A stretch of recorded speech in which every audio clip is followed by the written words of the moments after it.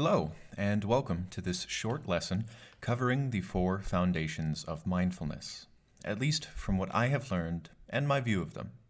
As with anything, one can find a diverse divergence of opinions on the topic, especially when said topic is more than several hundred years old and entwined with rather a large quantity of medieval terminology. So, don't take what I say as absolute, merely adding to the already impressive canon that has been written and taught on mindfulness.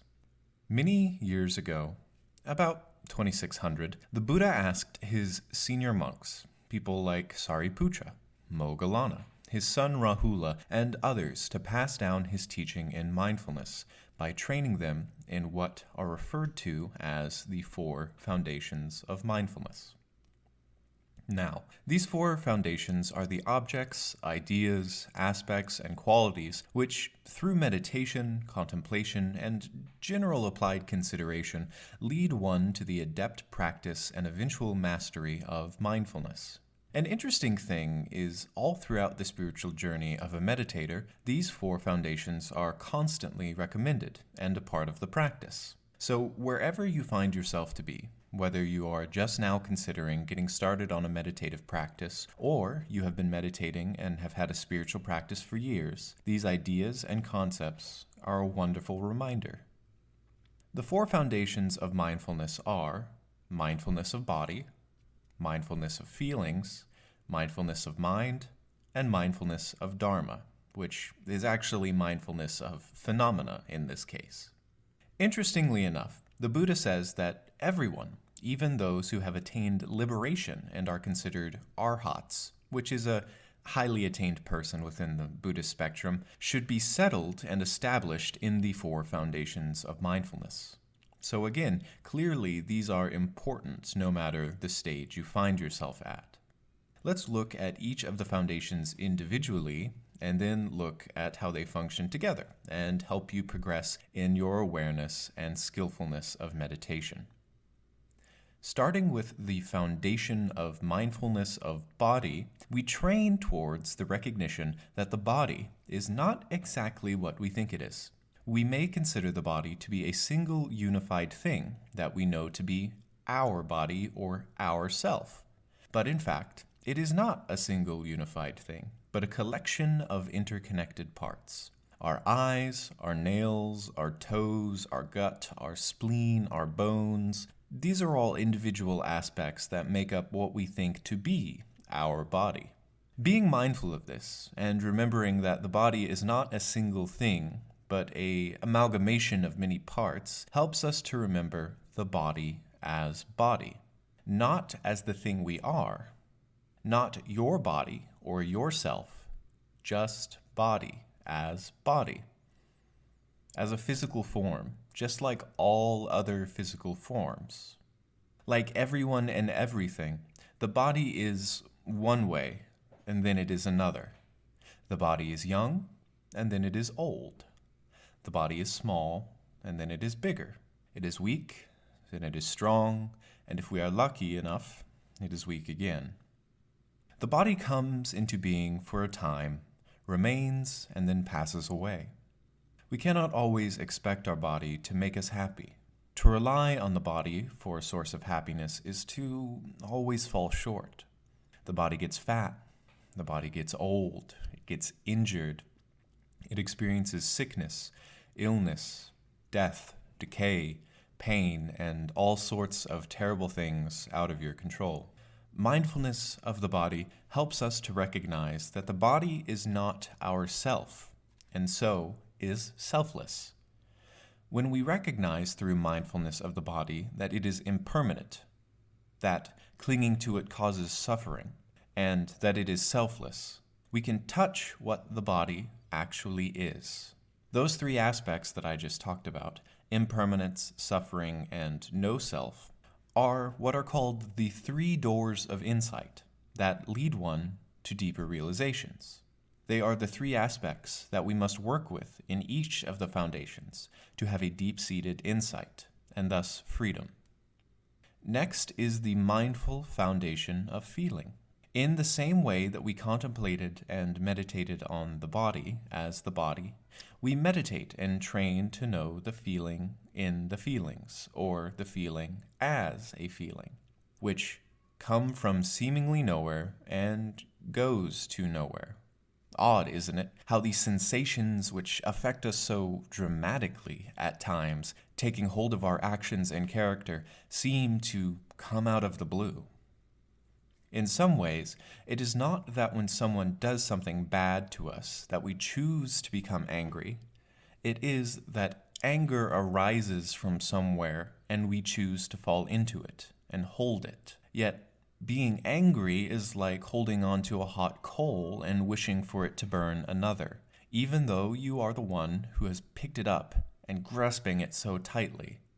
Like the body, our feelings are not a single thing, not a unified entity that is one, but can be subdivided into a great multiplicity of aspects, parts, and qualities, depending on how closely we are willing and able to observe them. In the traditional Buddhist view, there are three main types of feelings. They are pleasant feelings, unpleasant feelings, and neutral feelings. Each of these is one type of mental state of awareness that we find ourselves in, depending on the actions, words, thoughts, and experiences that are happening to us and that we are engaging in. An interesting aspect of these is that we only really have the capability to experience them one at a time. While this may be somewhat muddled in that one can seem somewhat happy and somewhat sad at the same time, one type of these pervading experiences, whether or not you break it down further into things like fear, doldrum, melancholy, or loneliness, will take hold as the main factor: pleasantness, unpleasantness, or neutrality. The reason we observe, regard, and train to understand feelings in this way is so that we can try our best to see when we want to pick up that hot coal, but don't. It is the practice of gaining a non-judgmental awareness of our experiences, seeing feelings as they arise, and seeing feelings as individual and apart from one another, rather than as an aspect of ourself, or me. But as something comes up in it that we choose whether or not to engage with. We can choose whether or not to engage with the happiness, with the anger, with the frustration, with the sadness. Not as a part of yourself, and not permanent, and in some particular cases, all three types can lead to suffering, whether it be positive, neutral, or negative, or unpleasant, however you want to name it. As we meditate and train our awareness to watch each emotion, mood, mind state, sensation, feeling, or whatever arise, stick around for however long, and then disappear, we know with more truth each time that these things are impermanent, and in fact don't have any concrete birthplace and seem to go back to that same mysterious void. We learn that these pleasant, unpleasant, and neutral feelings that arise within us are not created by us. They come about on their own. We see more and more that they are not a part of ourself at all, and so are selfless. Through working with the foundation of mindfulness of feeling, we come to a deep-seated wisdom and recognize feelings as they really are. A feeling as a feeling. A mood as a mood. An emotion and a sensation as emotions and sensations, rather than something to which we must cling and be fettered to. Next is the foundation of mindfulness of mind, which is in some ways a tongue twister and can get rather repetitive to say, though that seems to be something the Buddhists and other spiritual paths are entirely comfortable with. At times, with certain translations, a translator may put an ellipse followed by a statement like, and they continued for X amount of lines, just so that you don't have to read the same lines over and over and over again. I will try my best to avoid this. But anyway, when we are trying to understand the mind and discuss it in terms of meditation, it can get a little confusing. We might talk about the mind, or our mind, or their mind as a single thing, and we might even go so far as to lump consciousness and mind into the same basket of understanding, when, At least from the Buddhist view, the mind and consciousness are not the same, but are a continuous arising and passing succession of mind in mind, or mind as mind, each being its own particular impermanent instance of mind or consciousness. Through mindfulness practice and training, we learned that our consciousness arises moment to moment on the basis of all sorts of things. It arises from all of the information that our senses are inputting, whether it be our sense of touch, smell, taste, hearing, or any of the more myriad specific aspects such as heat, the vibe of a place, or our past history influencing it.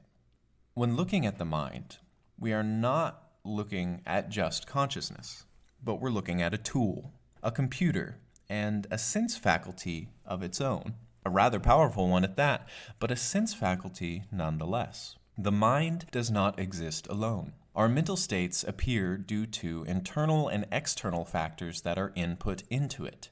It does not create them of its own volition, nor does it stand on its own. Observing the mind in our mindfulness training, we can clearly see just how quickly thoughts will spring from nowhere and then a minute later be gone. So far gone, in some cases, we may have trouble recalling them at all. We learn to see these thoughts as they are, impermanent, not containing any self, and so are selfless, and thusly dissatisfying.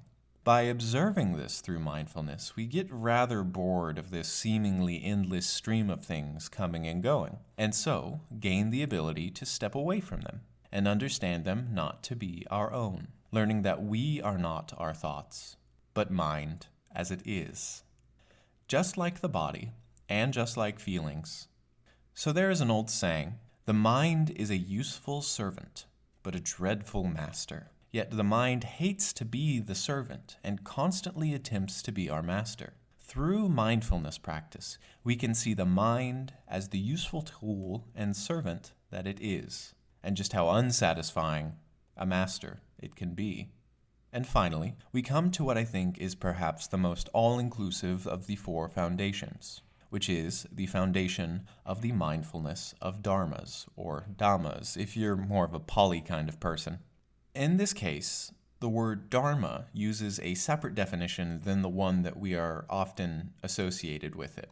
A terrible aspect is with all of this medieval language, some words are used to mean a great variety of things. Normally, dharma might mean teaching, essence, or way, but here it means phenomena. By phenomena, it means everything. Buddhist teaching, the Dharma within us, the history of all of the world's truth seekers, along with reality. It is the most clear and concise way, not just the exterior reality, but also the interior. Through this, through observing mindfulness of dharmas, through observing reality, existence, or all phenomena as best we can, through the same methods that we have observed and used on the three previous foundations, we discover that we are subject to birth, growth, decay, death, sickness, sorrow, lamentation, defilement, and all sorts of things. When we don't understand this, we cling and distract ourselves with reverence to ideas, to gods, to philosophies, and objects outside of us that we are hoping will save us. And yet, by doing so, we do not lessen our internal suffering and perpetuate our own problems in a way. To contemplate and practice the foundation of mindfulness of Dharma is to help us realize, little by little, that we are the only thing that can free us. That we are the only one who can understand our problems and our lives and actually take the time and hard interior work necessary to become free, calm, and peaceful. Buddha called this the teaching of come and see, or in other words, telling people not to take his word for it, but to do the practice themselves and have those same truths, insights, and wisdoms revealed. The entire teaching of the Buddha is taught from this perspective, that this isn't something that you must gain from some teacher, a deva, a god, or a saint, but comes from within yourself and is a journey that you must make and take on your own. We learn that our suffering, our craving, and the end of those things both come from within us. The roots of suffering are within us, and the method for eliminating them is within us as well. To practice mindfulness of Dharma in a more direct way on the cushion, we sit and observe all individual phenomena that arise within reality as we experience it, no matter what it is. The objects around you, the temperature, the space between things, the way your body forms itself in the room, thoughts, sensations, consciousness, mental activities, everything, and watch them arise, stay for however long, and pass away. And maybe even come back. Stay for a little while, and pass away. In many ways, mindfulness is quite easy. It is just the direct observation of reality as it is. That's what these 4 foundations are teaching you. To observe reality for exactly what it is, as closely and wisely as you can. Watching it come and watching it go. Not attaching yourself to any of it, or clinging to it for satisfaction, and recognizing it for exactly what it is. Yet, we so often get in our own way, and have so many things that come and go, that eliminating our harmful habits is a process of a lifetime. One by one, though, through the practices of these 4 foundations and other things, we can replace those harmful habits with beneficial qualities and observations, and slowly, day by day, unfetter ourselves and find liberation, peace, calm, and understanding. These are the 4 foundations of mindfulness. If you have any questions on them, please let me know. They are to be practiced from your first sit ever and even after liberation. I hope you found this talk and explanation helpful in some way. I am Silas Day, and have a wonderful day.